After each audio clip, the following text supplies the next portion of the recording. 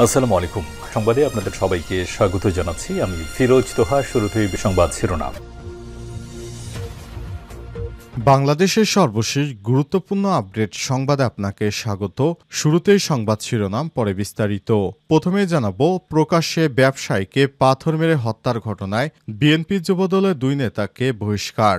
রাজধানীর পুরান ঢাকায় মিটফোর্ড হাসপাতালের সামনে লালচাঁদ ওরফে সোহাগ ৩৯ নামের এক ব্যবসায়ীকে পিটিয়ে পাথর মেরে হত্যার ঘটনায় বিএনপির যুবদলের দুই নেতাকে আজীবন বহিষ্কার করা হয়েছে। আজ বাংলাদেশ জাতীয়তাবাদী যুবদলের কেন্দ্রীয় নির্বাহী কমিটির এক প্রেস বিজ্ঞপ্তিতে বিষয়টি জানানো হয়েছে। বহিষ্কৃতরা হলেন জাতীয়তাবাদী যুবদল কেন্দ্র নির্বাহী কমিটির সাবেক সহ জলবায়ু বিষয়ক সম্পাদক রজব আলী পিন্টু ও ঢাকা মহানগর দক্ষিণ যুবদলের যুগ্ম আহ্বায়ক সাবা করিম লাকি। বিজ্ঞপ্তিতে তাদের বিরুদ্ধে আইনি ব্যবস্থা নিতে আইনশৃঙ্খলা বাহিনীর প্রতি উদাত্ত আহ্বান জানিয়েছে বিএনপি।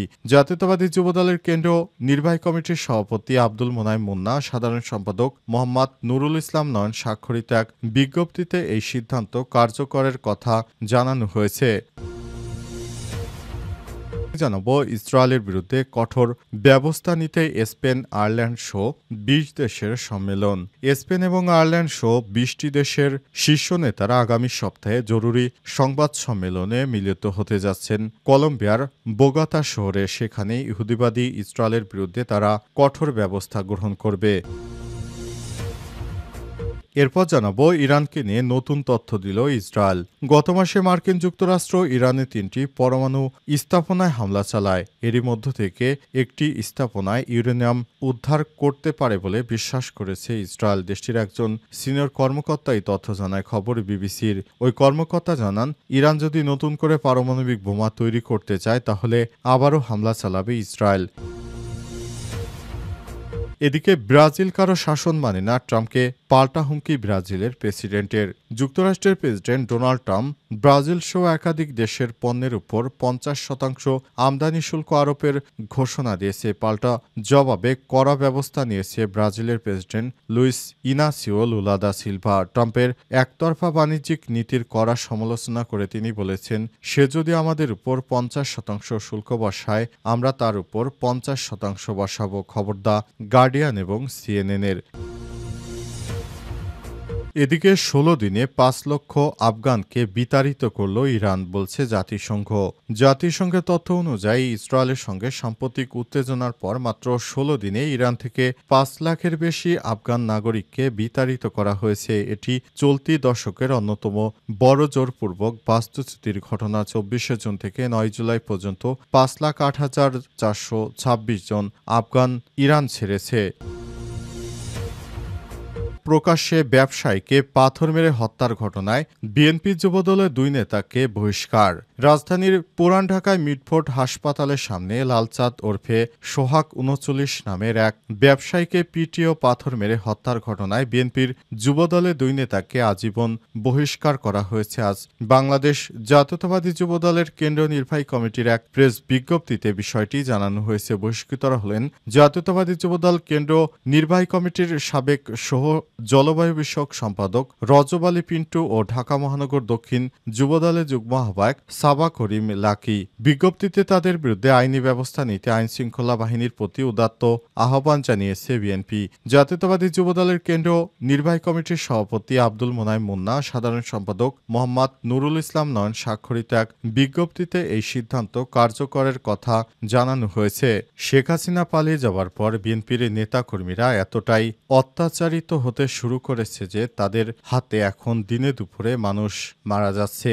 গাজায় যেভাবে নিরীহ ফিলিস্তিনিদেরকে হত্যা করছে ইহুদিবাদী ইসরায়েলিরা, তেমনি বাংলাদেশে হত্যা করছে এই বিএনপির কুখ্যাত সন্ত্রাসীরা। বিএনপি এই দলটি ক্ষমতায় আসার আগেই সারা দেশের মানুষকে যেভাবে হত্যাযজ্ঞ শুরু করেছে সেটি কোনোভাবেই মেনে নেওয়া যায় না।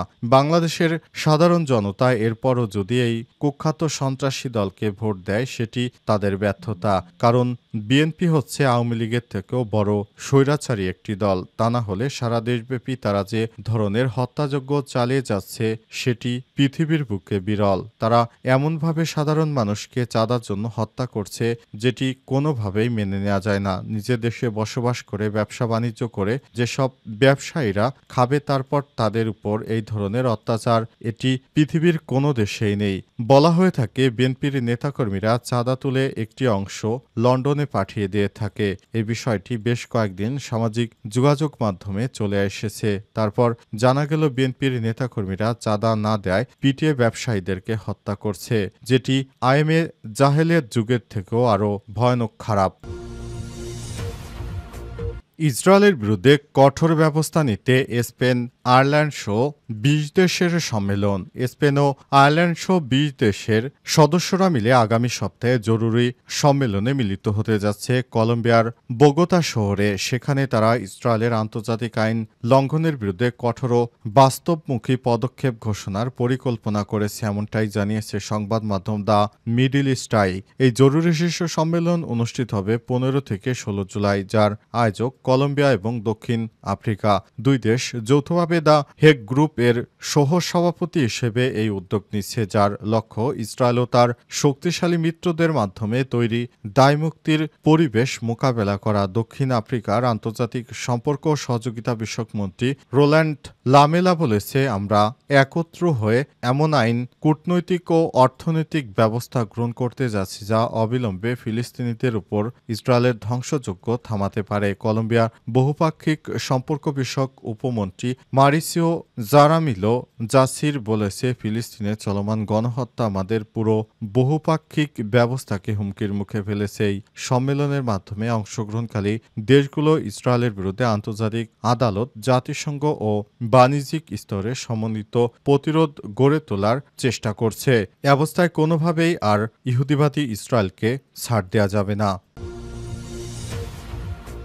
ইরানকে নিয়ে নতুন তথ্য দিল ইসরায়েল। গত মাসে মার্কিন যুক্তরাষ্ট্র ইরানের ৩টি পারমাণবিক স্থাপনায় হামলা চালায়। এর মধ্য থেকে একটি স্থাপনায় ইউরেনিয়াম উদ্ধার করতে পারে বলে বিশ্বাস করছে ইসরায়েল। দেশটির একজন সিনিয়র কর্মকর্তা এই তথ্য নিশ্চিত করেছে। খবর বিবিসির। মার্কিন সাংবাদিকদের সঙ্গে কথা বলার সময় কর্মকর্তা বলেন, ইস্পাহানে সমৃদ্ধ করা ইউরেনিয়ামের কাছে পৌঁছানো ইরানের অনেক কঠিন হবে, তবে এ বিষয়ে তারা কোনো পদক্ষেপ নিলে নতুন করে হামলা চালাবে ইহুদিবাদীরা সরাসরি ঘোষণা করেছে, আমরা আবারও ইরানের উপর হামলা চালাতে পারি, কারণ ইরান যদি সেই পারমাণবিক কর্মসূচি আগের মতোই চালাতে থাকে তাহলে কোনোভাবেই ইরানকে ছাড় দেওয়া হবে না। ইরানের উপর আরও কঠোরভাবে হামলা চালানোর বিষয়ে সিদ্ধান্তের কথা জানিয়েছে ইসরায়েল জানিয়েছে যে তারা ইরানের উপর এই ধরনের ধ্বংসযজ্ঞ চালাবে যাতে ভবিষ্যতে করে ইরান নতুন করে আর পারমাণবিক কোনো অস্ত্র তৈরি করতে না পারে। সর্বাত্মকভাবে তাদেরকে বাধা দেওয়ার চেষ্টা করবে ইসরায়েল। নতুন করে ইরান যদি তাদের পারমাণবিক কর্মসূচি সবকিছু যদি ঠিকঠাকভাবে চালিয়ে যেতে পারে তাহলে ভবিষ্যতে পৃথিবীর হয়তো ২২টি দেশের কাছে পারমাণবিক অস্ত্র চলে যেতে পারে। এই ভয় পাচ্ছে ইহুদিবাদীরা। এ কারণে ইহুদিবাদীরা সরাসরি এবার ইরানের বিরুদ্ধে আবারও হামলার জোরে সোরে প্রস্তুতি নিতে শুরু করেছে, কারণ জানা গেছে ইরানের পারমাণবিক কেন্দ্রে যুক্তরাষ্ট্রের হামলার আগেই সেখান থেকে সমৃদ্ধকরণ ইউরেনিয়াম সরিয়ে নিয়ে গেছে অন্যত্র।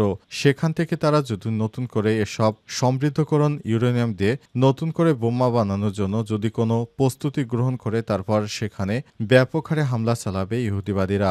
এমন একটি ঘোষণা দেওয়ার পরই পুরো পশ্চিমারা নড়ে চড়ে বসেছে। তারা মনে করছে ইরানের হাতে যদি এই ধরনের অস্ত্র চলে যায় তাহলে সেটি পশ্চিমাদের জন্য অস্তিত্বের হুমকি হয়ে যাবে। এই অস্তিত্ব শুধু ইহুদিবাদী ইসরায়েলের নয়, এই অস্তিত্ব পুরো পশ্চিমাদেরই অস্তিত্ব ধ্বংসের মুখে পড়তে পারে, কারণ তারা কোনোভাবেই মুসলিম কোনো রাষ্ট্রের কাছে পারমাণবিক বোমা থাকুক সেটা তারা সহ্য করবে না। এ কারণে তারা ইরানের পর পাকিস্তানের উপরও হামলা চালাবে এই ধরনের হুমকি ধামকি দিয়েছিল।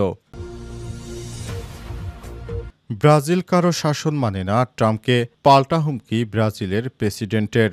ব্রাজিলের president Luiz Inacio Lula da Silva বলেছেন, আমরা যুক্তরাষ্ট্রকে ভয় পাই না, আমরা পাল্টা হুমকি দিচ্ছি, পারলে তোমরা করে দেখাও, আমরাও যুক্তরাষ্ট্রের বিরুদ্ধে কড়া পদক্ষেপ নেব। ট্রাম্প ব্রাজিলের পণ্যের উপর 50% শুল্ক আরোপের পর এমন ঘোষণা দিয়েছেন তিনি আরও বলেছেন, যুক্তরাষ্ট্রের প্রেসিডেন্ট যেভাবে আমাদের দেশের উপর 50% শুল্ক কার্যকর করেছে, আমরাও তা বাস্তবে যুক্তরাষ্ট্রের উপরের প্রতিশোধ নিব। যুক্তরাষ্ট্রের মতো রাষ্ট্রের ভয় আমরা পাই না। এদিকে ব্রাজিল, রাশিয়া, চীন মিলে অনেক রাষ্ট্র মিলে এখন ব্রিক্স নামক একটি সংগঠন তৈরি করার মাধ্যমে সেখান থেকে নতুন একটি মুদ্রা সামনে আনতে চাচ্ছে এবং এই বিষয়টি সামনে আসার পরই নতুন করে ব্রাজিল যুক্তরাষ্ট্রকে এই হুঁশিয়ারি বার্তা দিয়েছে। ব্রাজিল জানিয়েছে এই যুক্তরাষ্ট্রের এই অসঙ্গতিপূর্ণ শুল্ক কোনোভাবেই তিনি মানেন না। তিনি আরও বলেছেন, লুলা দা সিলভা কাউকে ভয় পায় না,